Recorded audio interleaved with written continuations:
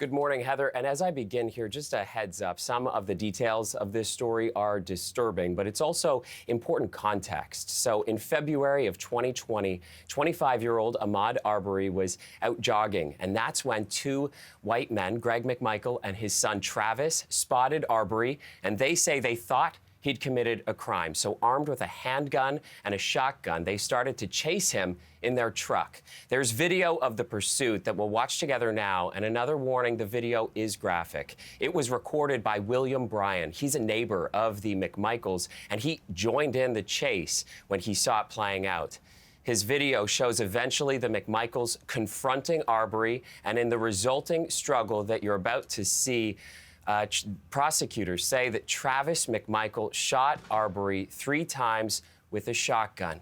When the police showed up that day, the men were free to go. It wasn't until 2 months after, when that video was made public, that the 3 men were ultimately arrested. Now, they have all pleaded not guilty to several charges, including felony murder. And today, as the trial begins, the defense is expected to argue that this was self-defense, a citizen's arrest gone wrong. Meantime, the prosecution is expected to argue this was a hate-filled attack fueled by racial bias, Heather.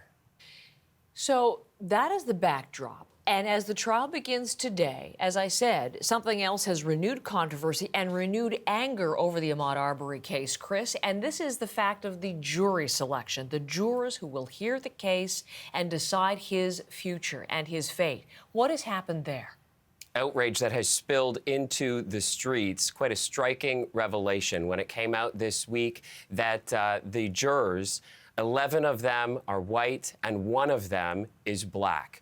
This is causing so much outrage, firstly, because the jury does not reflect the county in Georgia where this is taking place. Census data, in fact, shows that 27% of that county is black, yet with only 1 black person on the jury, they only represent 8% of it, and even less if you factor in the alternates, who I should mention are also all white. Now, the other reason this is causing such outrage is due to the racial overtones of this particular trial, where 3 white men are accused of chasing down and shooting an unarmed black man.